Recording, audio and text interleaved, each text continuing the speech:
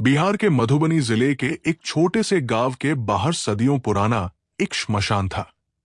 गांव वाले उसे केवल काला श्मशान कहते थे। दिन में भी वहां जाने की हिम्मत बहुत कम लोग करते थे, जबकि रात के समय तो उसका नाम लेना भी लोग अशुभ मानते थे।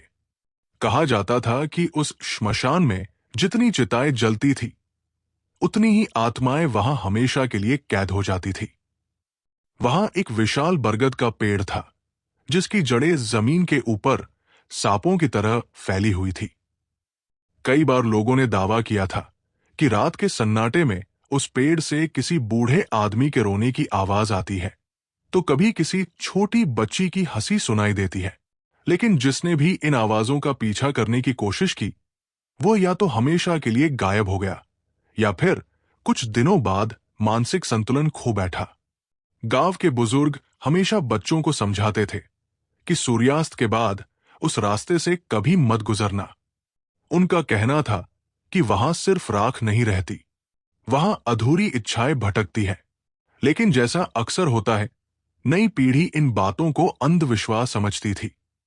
उन्हीं में से एक था 25 वर्षीय अभिषेक, जिसे रहस्यमयी जगहों की वीडियो बनाकर सोशल मीडिया पर डालने का शौक था। उसे लगता था कि दुनिया में भूत जैसी कोई चीज नहीं होती। उसके लिए हर कहानी के पीछे कोई न कोई वैज्ञानिक कारण होता था। जब उसने पहली बार उस श्मशान के बारे में सुना, तो उसने तय कर लिया कि वो रात के ठीक 12 बजे वहां जाकर पूरी रात बिताएगा और साबित करेगा कि गांव वालों का डर सिर्फ वहम है। उसे बिल्कुल अंदाजा नहीं था कि उस रात उसकी जिंदगी हमेशा के लिए बदलने वाली थी। शनिवार की रात थी। आसमान बादलों से ढका हुआ था और चांद बार बार बादलों के पीछे छिप रहा था। अभिषेक अपने कैमरे, टॉर्च और पावर बैंक के साथ बाइक से श्मशान की ओर निकल पड़ा। गांव के आखिरी घर तक पहुंचते पहुंचते सड़क पूरी तरह सुनसान हो गई। तभी एक बूढ़ा व्यक्ति रास्ते के किनारे खड़ा दिखाई दिया। उसके हाथ में मिट्टी का एक छोटा दीपक था। उसने अभिषेक को रोकते हुए कहा, बेटा, अगर जान प्यारी है तो आज रात वहां मत जाना। आज अमावस्या है और आज की रात श्मशान जागता है। अभिषेक हंस पड़ा। उसने कैमरे की ओर देखकर कहा, दोस्तों, आपने देखा, यही वजह है कि लोग डरते हैं। लेकिन आज मैं इस अंधविश्वास का सच दुनिया के सामने लाऊंगा। इतना कहकर वो आगे बढ़ गया। जैसे ही उसकी बाइक श्मशान के मुख्य द्वार के पास पहुंची, इंजन अचानक बंद हो गया। उसने कई बार स्टार्ट करने की कोशिश की, लेकिन बाइक ने जवाब दे दिया। मजबूरी में उसने बाइक वहीं खड़ी की और पैदल अंदर चला गया। अंदर कदम रखते ही उसे एक अजीब सी गंध महसूस हुई। ये सिर्फ जली हुई लकड़ियों की नहीं थी, बल्कि जैसे हवा में किसी पुराने समय का दर्द घुला हुआ हो। हर तरफ राख फैली हुई थी। कुछ जगहों पर आधी जली लकड़ियां अभी भी पड़ी थी। दूर कहीं उल्लू की आवाज आई और फिर पूरा इलाका फिर से खामोश हो गया। उसने कैमरा ऑन किया और रिकॉर्डिंग शुरू कर दी। तभी बिना हवा चले उसके पीछे सूखे पत्ते अपने आप खड़कने लगे। उसने मुड़कर देखा, लेकिन वहां कोई नहीं था। उसने इसे जानवर समझकर नजरअंदाज कर दिया। मगर उसी पल कैमरे की स्क्रीन पर एक सफेद धुंध जैसी आकृति कुछ सेकंड के लिए दिखाई दी, जबकि उसकी आंखों के सामने वहां कुछ भी नहीं था। अभिषेक को लगा कि कैमरे में कोई तकनीकी गड़बड़ी है। उसने रिकॉर्डिंग रोककर फुटेज चेक की, लेकिन स्क्रीन बिल्कुल सामान्य थी। उसने गहरी सांस ली और श्मशान के बीचों बीच बने पुराने चबूतरे की ओर बढ़ने लगा। अचानक उसे ऐसा लगा जैसे उसके पीछे कोई धीरे धीरे चल रहा हो।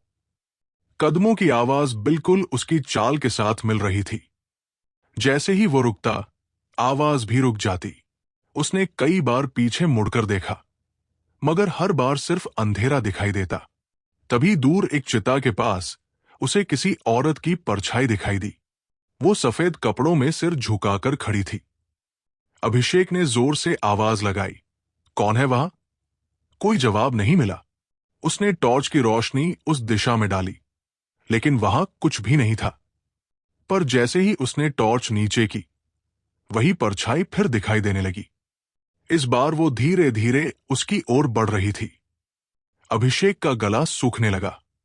उसने खुद को समझाया कि शायद ये धुंध और पेड़ों की वजह से बनता भ्रम है। लेकिन तभी उसके कैमरे के माइक्रोफोन में एक धीमी फुसफुसाहट रिकॉर्ड हुई। मत रुको। उसने घबराकर रिकॉर्डिंग सुनी। आवाज साफ थी, जबकि उस समय वहां कोई इंसान मौजूद नहीं था।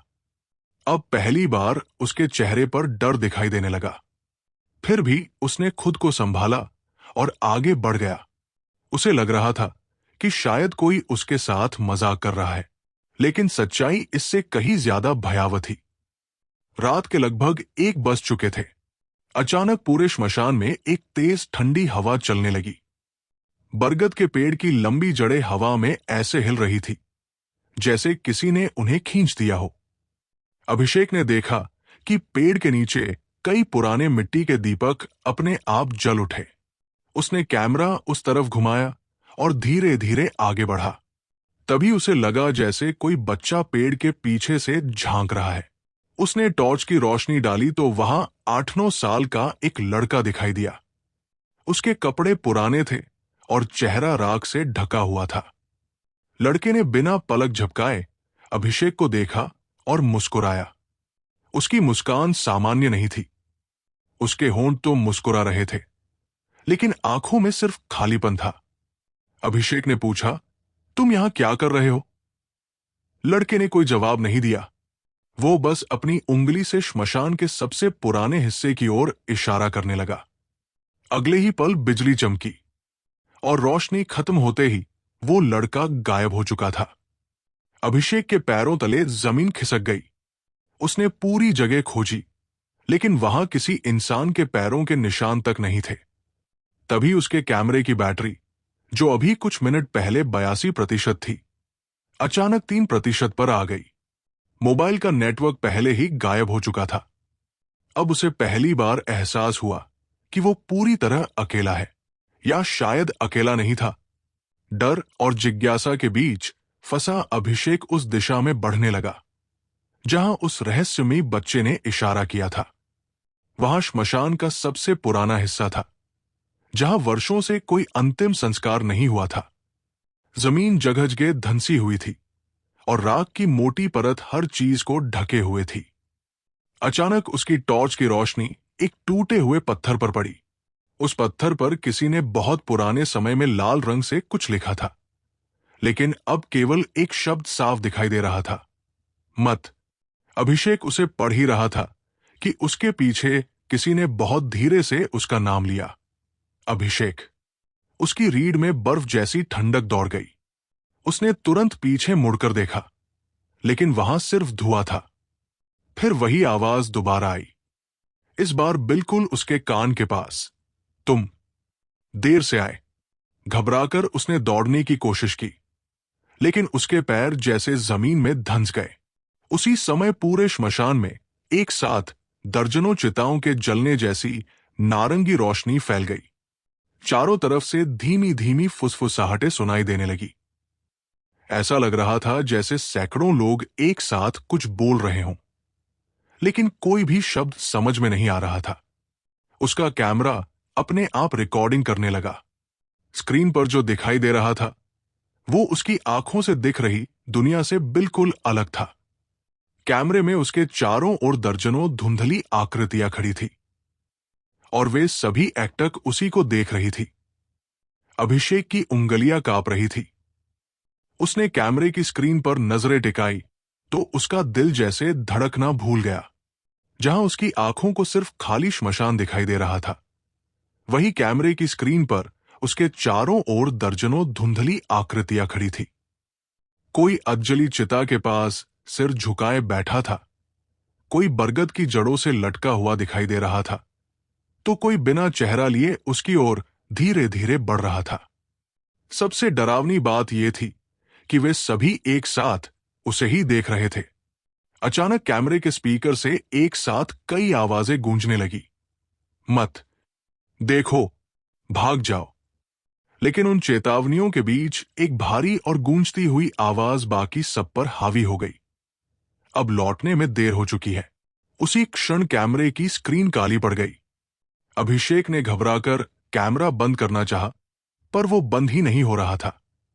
स्क्रीन दोबारा जली तो उसमें वही दृश्य दिखाई दिया, लेकिन इस बार उन आकृतियों के बीच एक लंबा, काले वस्त्रों में लिपटा आदमी खड़ा था। उसका चेहरा पूरी तरह राख से ढका था और उसकी आंखें अंगारों की तरह चमक रही थी। उसने धीरे धीरे अपना हाथ उठाकर अभिषेक की ओर इशारा किया। उसी पल अभिषेक ने महसूस किया कि उसके पैरों के नीचे की राख हल्की हल्की हिल रही है, जैसे जमीन के नीचे कोई सांस ले रहा हो। फिर राख की परतों के बीच से कई काले हाथ बाहर निकलने लगे। वे हाथ मिट्टी से नहीं बने थे, बल्कि धुएं और अंधेरे से बने प्रतीत होते थे। वे धीरे धीरे उसके जूतों को पकड़ने लगे। अभिषेक पूरी ताकत से पीछे हटना चाहता था, लेकिन उसका शरीर उसका साथ नहीं दे रहा था। हवा में जलती लकड़ियों की गंध और भी तीखी हो गई। तभी बरगद की सबसे ऊंची डाल से किसी के जोर जोर से हंसने की आवाज आई। उसने ऊपर देखा और उसका खून जम गया। दर्जनों सफेद चेहरे पेड़ की डालों से उल्टे लटके हुए थे। वे सब एक साथ मुस्कुरा रहे थे। उनकी आंखें खुली थी, लेकिन उनमें जीवन का कोई निशान नहीं था। अगले ही पल वे सभी चेहरे धुएं में बदल गए और पूरे श्मशान में फैल गए। अब अभिषेक को समझ आने लगा था कि वो किसी साधारण जगह पर नहीं, बल्कि ऐसी सीमा पर खड़ा है जहां जीवित और मृत संसार एक दूसरे से मिलते हैं। डर से टूट चुका अभिषेक किसी तरह पीछे हटने लगा, लेकिन जितना वो बाहर जाने की कोशिश करता, उतना ही श्मशान उसे अपने भीतर खींचता हुआ महसूस होता। उसे साफ याद था कि मुख्य रास्ता बरगद के पेड़ के दाईं ओर था, पर अब हर दिशा में वही बरगद दिखाई दे रहा था। ऐसा लग रहा था जैसे पूरा श्मशान अपनी आकृति बदल रहा हो। उसने दौड़ना शुरू किया, लेकिन कुछ मिनट बाद वही टूटा हुआ पत्थर उसके सामने फिर आ गया, जिस पर लाल रंग से मत लिखा था। उसका गला सूख गया। वो समझ चुका था कि वो किसी अदृश्य चक्र में फंस चुका है। तभी उसके पीछे किसी बच्चे की धीमी हंसी सुनाई दी। उसने पलटकर देखा तो वही राख से ढका लड़का कुछ दूरी पर खड़ा था। इस बार उसकी मुस्कान गायब थी। उसकी आंखों से काले आंसू बह रहे थे। उसने कांपती हुई आवाज में कहा, वे जाग गए हैं, अब कोई नहीं बचता। इतना कहकर वो लड़का हवा में घुल गया। अचानक चारों ओर से घंटियों की आवाज आने लगी। पहले एक, फिर दो, फिर सैकड़ों घंटियां एक साथ बजने लगी। हर आवाज के साथ हवा भारी होती जा रही थी। अभिषेक ने अपने कान बंद कर लिए, लेकिन आवाज उसके सिर के भीतर गूंज रही थी। तभी सामने धुएं के बीच से एक विशाल आकृति उभरने लगी। उसका शरीर इंसान जैसा था, लेकिन सिर पर राख की परतें थी और आंखें भीतर जलती चिता जैसी चमक रही थी। उसके हर कदम के साथ जमीन कांप रही थी। वो कुछ बोल नहीं रहा था, फिर भी उसकी मौजूदगी से ऐसा लग रहा था मानो पूरा श्मशान उसी की सांसों से चल रहा हो। अभिषेक का शरीर भय से सुन्न हो गया। वो पहली बार जीवन में सचमुच मौत के सामने खड़ा था। वो विशाल आकृति अभिषेक से कुछ ही कदम दूर आकर रुक गई। उसकी आंखों में देखते ही अभिषेक के सामने एक एक कर अजीब दृश्य उभरने लगे। उसने देखा कि वर्षों पहले इसी श्मशान में महामारी के समय सैकड़ों लोगों का अंतिम संस्कार हुआ था। कई शवों को पहचानने वाला भी कोई नहीं बचा था। कुछ लोगों की चिताएं अधूरी रह गई थी, कुछ को बिना किसी संस्कार के मिट्टी में दबा दिया गया था। उनकी अधूरी पीड़ा उसी स्थान से बंध गई थी। फिर उसने देखा कि कई लालची तांत्रिक रातों में यहां आकर उन बेचैन आत्माओं का उपयोग अपने स्वार्थ के लिए करते थे। हर बार वे एक नई अंधेरी शक्ति को जन्म देकर चले जाते, लेकिन उसका बोझ इस श्मशान पर छोड़ जाते।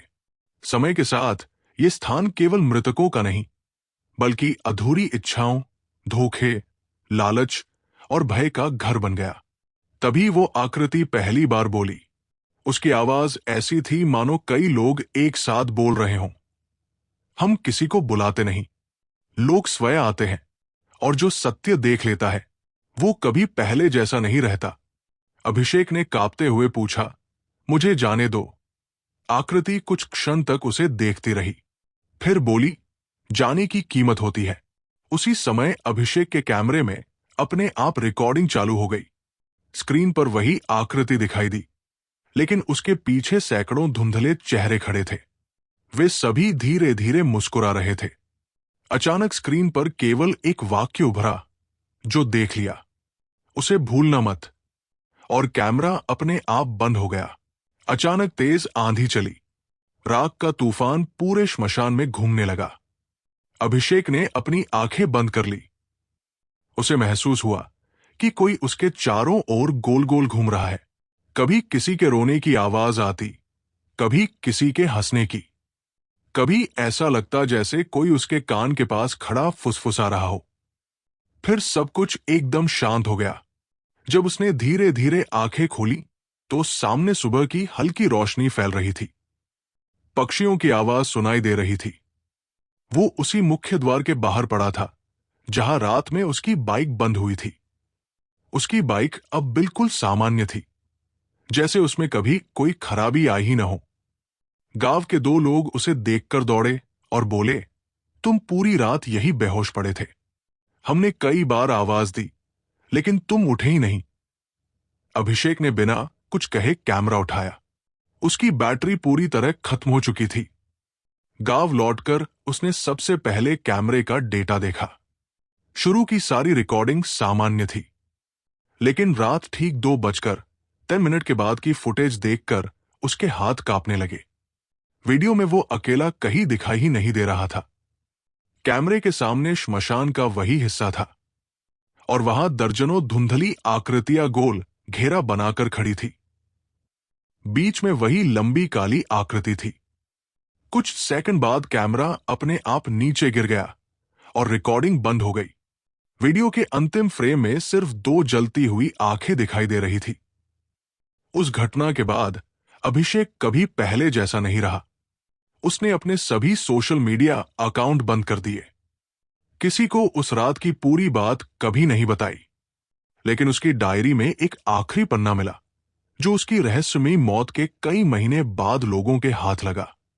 उसमें केवल कुछ पंक्तियां लिखी थी, श्मशान मृतकों का घर नहीं है, वो अधूरी आवाजों का घर है। वहां जाने वाला हर इंसान कुछ न कुछ वही छोड़ आता है, और बदले में कुछ अपने साथ ले आता है। अगर कभी आधी रात के बाद किसी श्मशान के पास से गुजरना पड़े और तुम्हें कोई अनजान आवाज तुम्हारा नाम लेकर बुलाए, तो कभी पीछे मुड़कर मत देखना, क्योंकि हो सकता है वो कोई इंसान न हो। कहते हैं कि आज भी उसी श्मशान में अमावस्या की रात एक युवक कैमरा लेकर घूमता हुआ दिखाई देता है। वो आने जाने वालों से सिर्फ एक ही सवाल पूछता है, क्या तुम सच देखना चाहते हो? जो लोग उसकी आवाज सुनकर उसके पीछे चले जाते हैं, वे फिर कभी गांव वापस नहीं लौटते, और अगर कभी लौट भी आए तो उनकी आंखों में हमेशा एक ही डर दिखाई देता है, मानो उन्होंने ऐसी दुनिया देख ली हो जिसे इंसानों के लिए देखना मना था। गांव के लोग आज भी सूर्यास्त के बाद उस रास्ते से नहीं गुजरते। बरगद का पेड़ अब भी वही खड़ा है। कभी कभी बिना हवा के उसकी शाखाएं अपने आप हिलने लगती है। राख की गंध अचानक हवा में फैल जाती है। दूर कहीं से चिता की लकड़ियों के चटकने जैसी आवाज आती है, और फिर कोई बहुत धीमी आवाज फुसफुसाती है, अगला। कौन है?